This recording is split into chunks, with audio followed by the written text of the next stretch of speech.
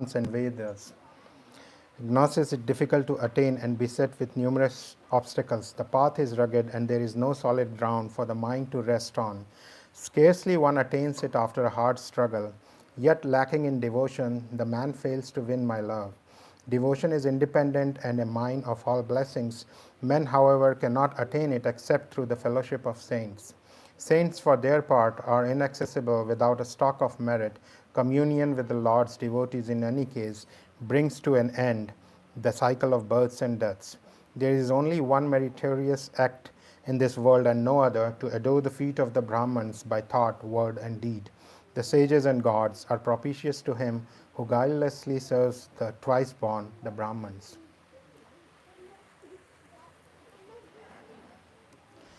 With joined arms, I lay before you all another secret doctrine. Without adoring Lord Shankar, man cannot attain devotion to me.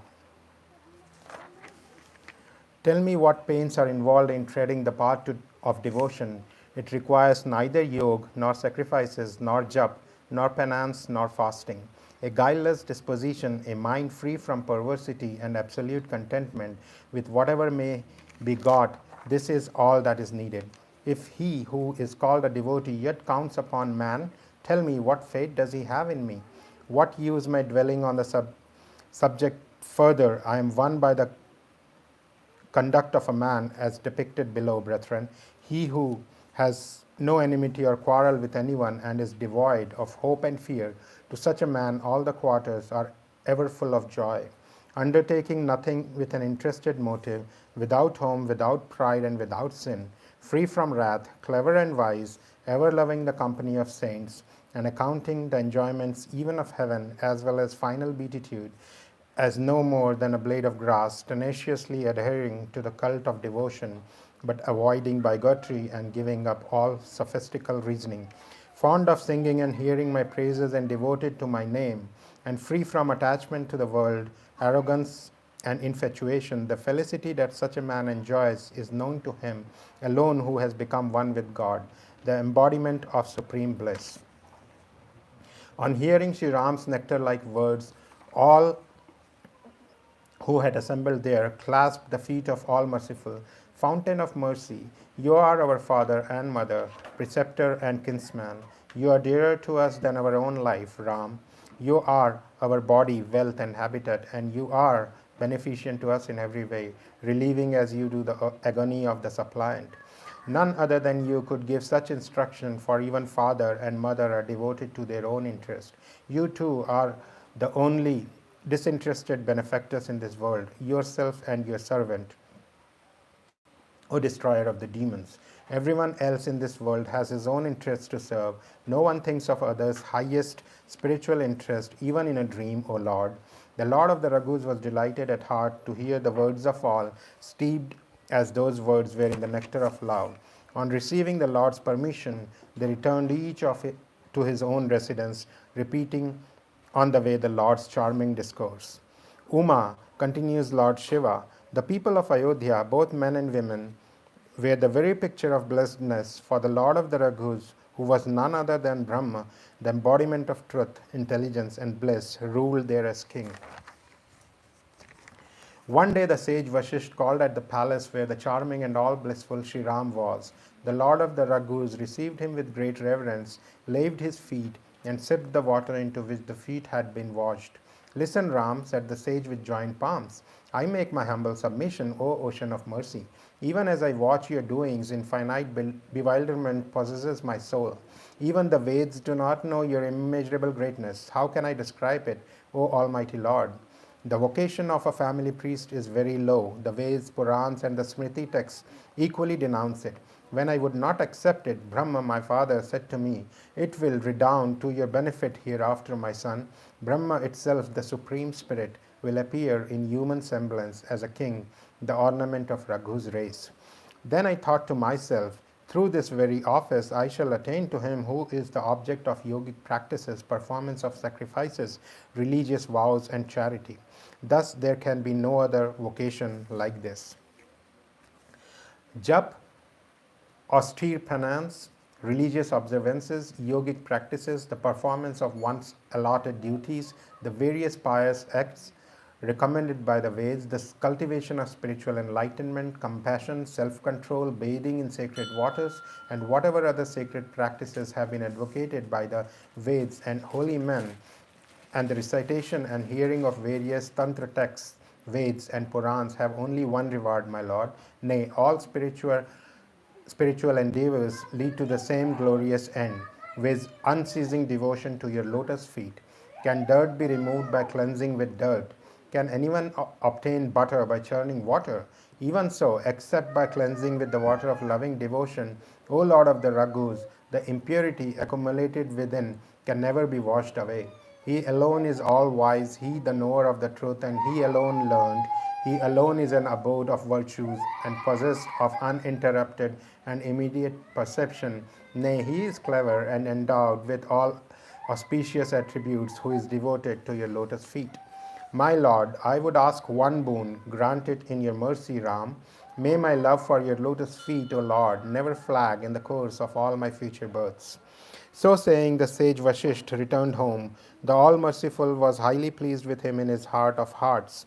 Sri Ram, the delight of his servants, took with him Hanuman as well as Bharat and his other two brothers, Lakshman and Shatrughna, and the benign Lord then went outside the city and ordered elephants, chariots, and horses to be immediately brought before him. Regarding them with kindness, he praised them all and distributed them among the people, giving each what one deserved and what one wished to have. The Lord, who is the reliever of all fatigue, himself felt tired and retired to a cool mango grove, where Bharat spread his own scarf, and the Lord took his seat thereon with all his brothers in attendance. The son of the wind god now began to fan him. He felt a thrill of joy all over his body, and his eyes filled with tears, says Lord Shankar.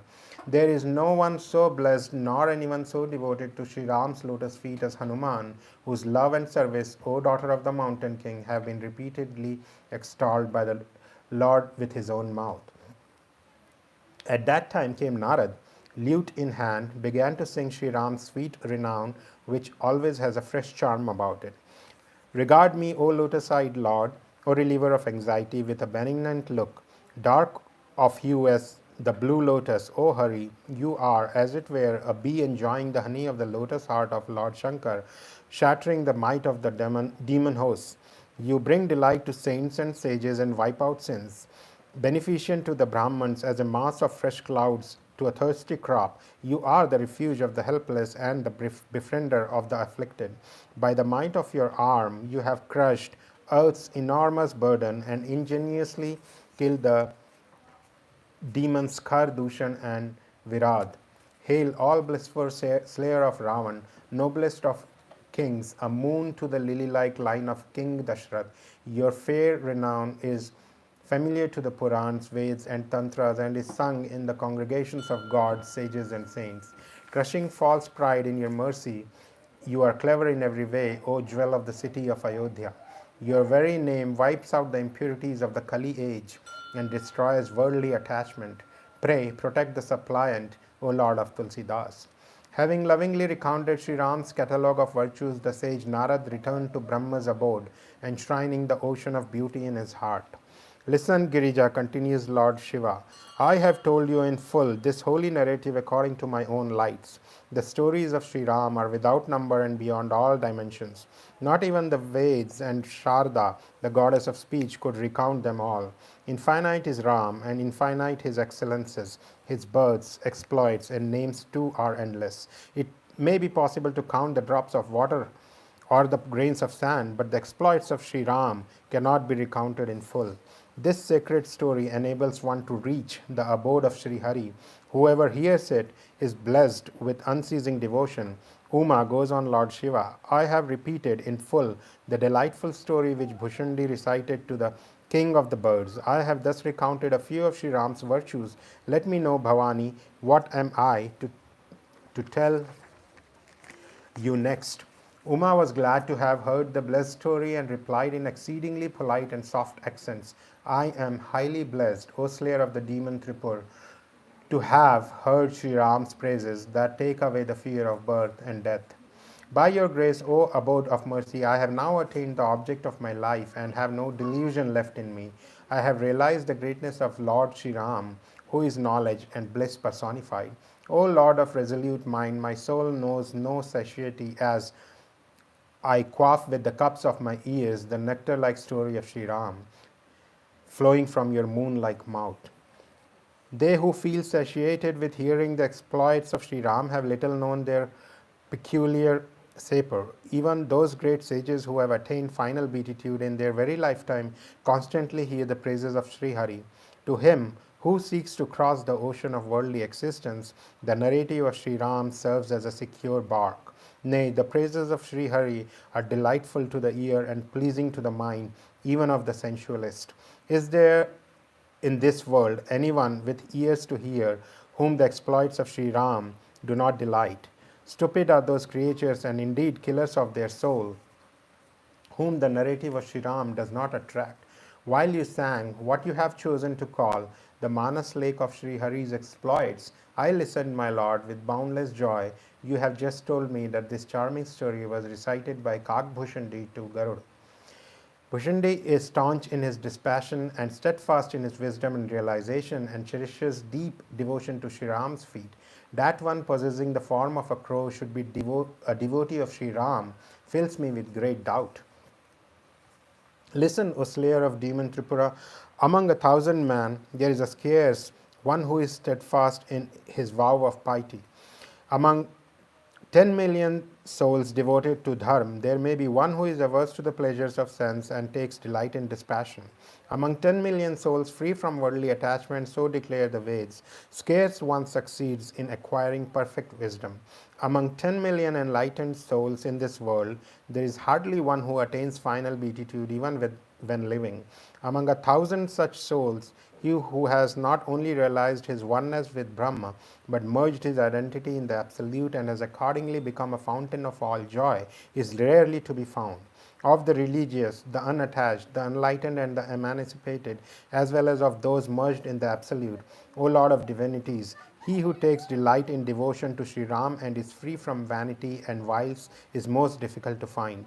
Kindly explain to me at length, O Lord of the universe, how such a devotion of Sri Hari was attained by a crow. Also tell me, my lord, how did Bhushundi obtain the form of a crow, even though devoted to Sri Ram, steeped in wisdom, a home of virtues, and resolute of mind? Further tell me, O merciful Lord, wherefrom did the crow get this sacred and delightful story, and also let me know how could you hear it, O destroyer of Cupid, for all this fills me with much inquisitiveness.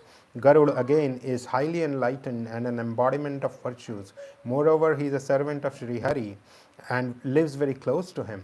Leaving a host of sages, wherefore did he approach a crow and hear Sri Ram's story from him? Further, let me know how the dialogue proceeded between the crow and Garud, both of whom are devotees of Sri Hari. Lord Shiva rejoiced to hear the artless and welcome speech of his consort and politely replied, You are blessed indeed, O virtuous lady. Your idea is holy, and you possess not a little love for the feet of Sri Ram.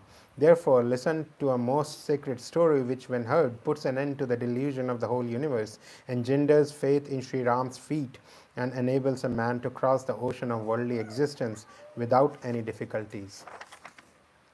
The king of the birds too went and put quite similar questions to the crow. I will reverently tell you all that. Listen, Uma, with an attentive mind.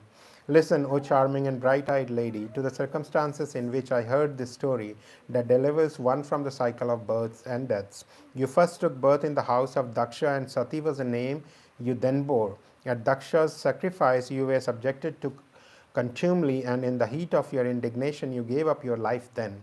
My servants wrecked the sacrifice. You know the whole episode already. I felt much troubled at heart thereafter, for your loss had left me disconsolate, my dear. I wandered among beautiful woodlands, mountains, rivers, and tanks, seeing sights, but found no charm anywhere. In the far north, even beyond Mount Sumeru, there stands a most lovely mountain known by the name of Nilgiri, the Blue Mountain. It has 4 charming and delightful gold peaks which gladdened my soul. On each stood one gigantic tree, a banyan, a peepal, a plaksh, and a mango. On the top of the mountain sparkled a beautiful tarn with jeweled steps, which were so enchanting to behold.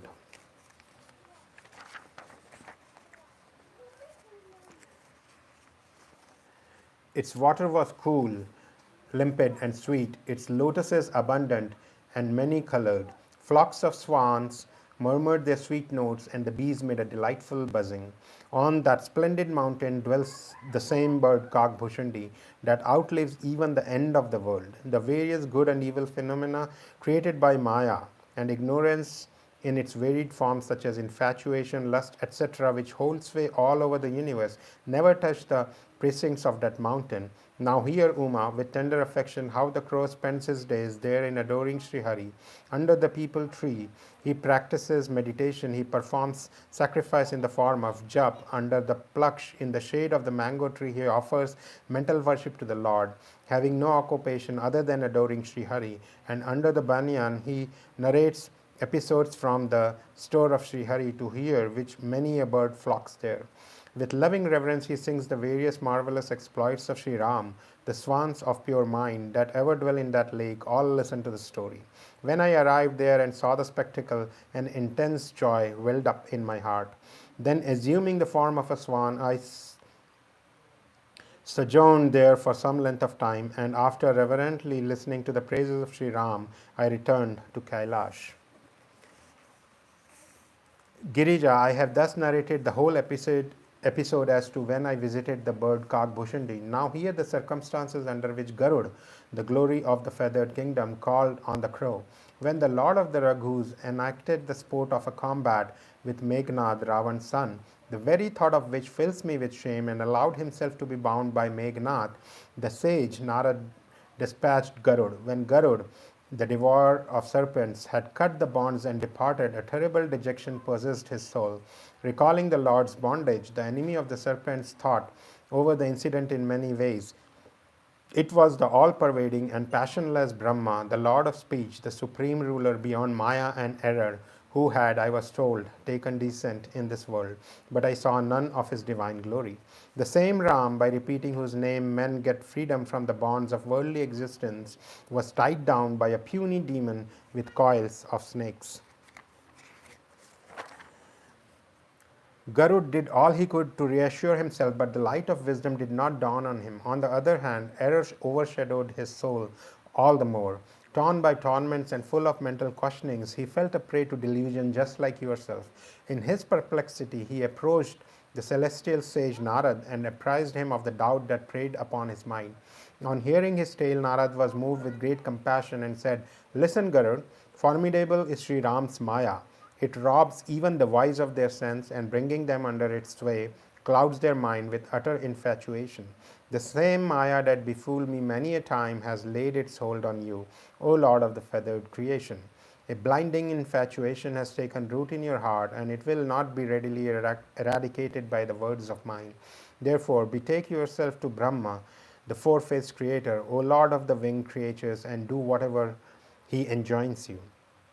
So saying, the most enlightened celestial sage went his way, chanting Sri Ram's praises and repeatedly recalling the power of Sri Hari's Maya. The Lord of the feathered creation then went to the Creator and told him his doubt. On hearing his story, Brahma bowed his head to Sri Ram, and realizing his might, was overwhelmed with love. The Creator mused within himself, "The seers and sages as well as the learned are all dominated by Maya. Unbounded is the power of Sri Hari's Maya that has often made a puppet of me. The whole of this animate and inanimate creation was evolved by me. No wonder, then, that the king of the birds has been beguiled by it." Thereupon Brahma said in the charming accents, "The great Lord Shiva is conversant with Sri Ram's glory. Therefore, O son of Vinata, approach Lord Shankar and ask no question of anyone elsewhere, dear child. There alone will all your doubts be resolved." On hearing the Creator's advice, the bird flew away. Then came the Lord of the feathered kingdom in utmost distress to me. At that time I was on my way to Kuber's residence, while you, Uma, were here on Mount Kailash. He reverently bowed his head at my feet and then placed his doubt before me. On hearing his submission, which was couched in polite terms, Bhavani, I lovingly replied to him, Garud, you have met me on the way. How then shall I instruct you?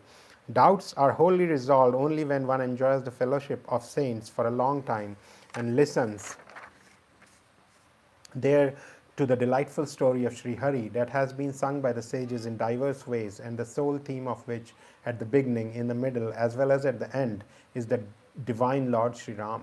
I shall accordingly send you to a place where, O brother, the story of Sri Hari is recited every day. You go there and listen. As you hear it, all your doubts will vanish and you will develop intense love for Sri Ram's feet. Except in the company of saints, one cannot get an opportunity to attend holy discourse on Sri Hari, and one cannot be rid of error except through such talk. Until one's error is dispersed, one cannot have deep-rooted affection for Sri Ram's feet. The Lord of the Raghus cannot be found except through love, even though you may practice yoga or austere penance or cultivate spiritual wisdom or dispassion. In the north, there is a beautiful blue mountain called Nilgiri, where lives the amiable Kagbhushandi, highly conversant with the path of devotion to Sri Ram, enlightened, full of good qualities, and ages old. He unceasingly recites Sri Ram's narrative, and noble birds of different species reverently listen to it. Go there and hear of the many virtues of Sri Hari. Your distress born of infatuation will thus disappear. When I had thus told him everything on plain, Garud bowed his head at my feet and departed with joy. Uma, I did not instruct him myself, because by the grace of Sri Ram, the Lord of the Raghus, I had come to know the secret of Garud's infatuation. He must have given vent to his pride on some occasion, and the All-Merciful evidently wished to cure him of it. Partly there was another reason why I did not detain him. A bird can follow the language of a bird alone. My lords, Maya Bhavani is formidable, who is there so wise as not to be beguiled by it.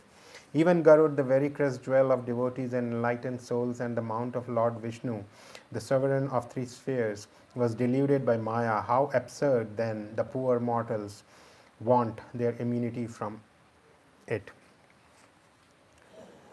The Lord's Maya beguiles even Shiv and Brahma. Of what account is any poor creature? Bearing this in mind, the sages adore the divine Lord of Maya.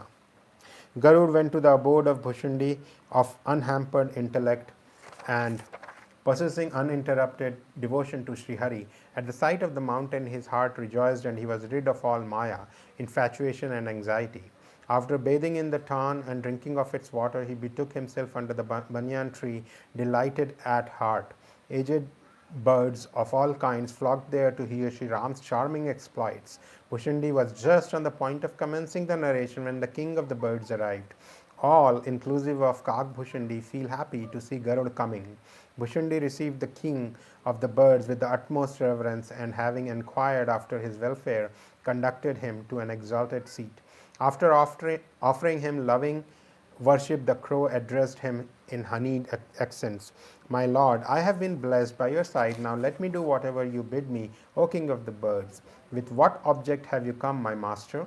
You have always been a picture of blessedness, replied the lord of the feathered kingdom in gentle phrase, as I find that the great Lord Shiva reverently extolled you with his own mouth. Listen, dear one, the object for which I came has already been fully accomplished, and I have also had the privilege of seeing you. At the very sight of your most holy hermitage, my infatuation, doubt, and many misconceptions have been removed. Now, dear one, narrate to me with due reverence the most sacred story of Sri Ram, which is ever delightful and a cure for all sufferings. This is what I beg of you again and again. The moment Bhushandi heard Garud's request, humble, sincere, loving, delightful, and pious, a supreme joy diffused over his soul, and he commenced recounting the virtues of Sri Ram. First of all, with fervent devotion, O Bhavani, he gave an elaborate description of the lake of Sri Ram's exploits. Next, he told about Narad's terrible infatuation, and then of Ravan's incarnation. Thereafter, he sang the story of the Lord's descent, and then recounted with deep interest his childlike sports. After narrating his boyish sports of various kinds with the utmost rapture of soul, he told of the sage Vishwamitra's arrival, and thereafter of Sri Ram's wedding. Then he narrated the episode of Sri Ram's projected installation as the Prince Regent of Ayodhya, and after that he spoke of the sudden interruption in the festivities connected with the installation due to King Dashrath's solemn pledge to Kaikai, as well as of the citizens' agony at Ram's parting. He then reproduced the dialogue between Sri Ram and Lakshman and further described their journey to the forest, the devotion of the boatmen and their ferrying across the celestial stream Ganga and halt at Prayag. He further described the Lord's meeting with the sage Valmiki and how the divine Sri Ram sojourned at Chitrakoot. Again, he then told of the minister Sumant's return to the capital, the king's demise, Bharat's coming back from his maternal grandfathers, as well as his abundant love for Sri Ram. He further related how, after performing the king's obsequies, Bharat, with all the citizens, betook himself to where the all blissful Lord was, and how, when the Lord of the Raghus consoled him in every way, he took the Lord's sandals and returned to the city of Ayodhya. Bhushundi continued and described Bharat's mode of life at Nandigram, the mischievous conduct of Jayant, the son of Indra, the Lord of the Celestials, and the Lord's meeting with the sage Atri. After giving an account of Virad's death at the hands of the Lord, he told how the sage Sharbhanga dropped his body and further described Sutikshna's devotion and also the Lord's holy communion with the sage Agastya. After speaking about the purification of Dandak forest, Bhushundi told of the Lord's friendship with the vulture king Jatayu. He further narrated how the Lord took up his abode at Panchavati and dissipated the fears of all the hermits. Then came the Lord's incomparable exhortation to Lakshmana and the story of Surpanakha's mutilation. He further narrated the death of Khar and Dushan and how Ravan, the 10-headed monster, got all the information. Again, he then told all the particulars of the latter's talk with Marich. Thereafter, he described the abduction of the illusory Sita and briefly referred to the desolation of Sri Ram. After this, he told how the Lord performed the obsequies of the vulture king, slew the demon Kaband, and bestowed the highest state, final beatitude, on Shabri, the Bhil woman, and further narrated how the hero of Raghu's line went to the bank of the Pampa lake, bewailing his desolation all the way. After repeating the Lord's talk with the sage Narad as well as the episode of his meeting with the son of the wind god, Bhushundi told of Sri Ram's alliance with Sugriv and of Vali's death at his hands. He further related how, after installing Sugriv on the throne of Kishkindha, the Lord took up his abode on Mount Pravarshan, gave an account of the rains as well as of the autumn that immediately followed, and told of Sri Ram's wrath on Sugriv and the latter's dismay. The crow further narrated how Sugriv, the lord of the monkeys, sent out monkeys who rushed forth in every direction in quest of Sita, how the party sent to the south entered a cave and were met later on by Sampati, Jatayu's elder brother, how, after hearing all the news from him, the son of the wind god jumped over the vast ocean, how the monkey chief made his way into Lanka, and how later on he saw and reassured Sita, how, after laying waste the grove where Sita had been lodged and exhorting Ravan, he set fire to his capital and leapt back across the sea, how the whole party of the monkeys rejoined the Lord of the Raghus and told him of Sita's welfare, and how the hero of Raghu's line with his army went and encamped on the seashore, and how Vibhishan came and saw him, and further recited the story of the ocean's subjugation. Bhushundi then narrated how after building a bridge across the ocean, the monkey host crossed over to the other side, and how the most heroic son of Bali went as an envoy to Ravan. He further described the conflict between the demons and the monkeys in all its phases, and in course of it the might and valor, and eventually the destruction of Kumbhakarna and Meghnad. The crow then told about the extermination of the demon host and the various phases of the combat between the Lord of the Raghus and Ravan, Ravan's death and Mandodari's lament, the enthronement of Vibhishan, the cessation of the gods, sorrow, and Sita's reunion with the Lord of the Raghus. He further narrated how the gods with joined palms hymned the Lord's praises, how the all-merciful Lord then mounted the aerial car known by the name of Pushpak along with the monkeys and flew to Ayodhya, and how Sri Ram arrived at his own capital, and all such holy doings. He then told of Sri Ram's coronation and also described the city and all its kingly polity. In this way, Bhushandi narrated the whole story as I have already told you, Bhavani. When he heard the whole of Sri Ram's narrative, Garud's mind was filled with rapture and he spoke of the Lord thus. My doubts have gone now that I have heard the whole of Sri Ram's narrative, and by your grace, O best of crows, I have developed devotion to Sri Ram's feet. A mighty bewilderment possessed me when I saw the Lord bound in a battle. Sri Ram is knowledge and bliss personified. For what reason can be perturbed? Can he be perturbed? As I found his ways so closely resembling those of a human being, a grievous doubt arose in my soul. Now I regard that error of mine as a blessing and feel that the All-Merciful bestowed a favor on me in the form of that error. For he alone, who is terribly oppressed with the heat of the sun, can appreciate the blessing of an umbrageous tree. Had I not thus fallen a prey to gross infatuation, how could it have been possible for me to meet you, revered sir, and how could I get an opportunity to hear the charming and most wonderful story of Sri Hari that you have just sung in all its details? The Veds, the Tantras, and the Purans are one on this point, and so declare the Siddhas and sages in unequivocal terms that the fellowship of genuine saints is only attained by those whom Sri Ram regards with favor.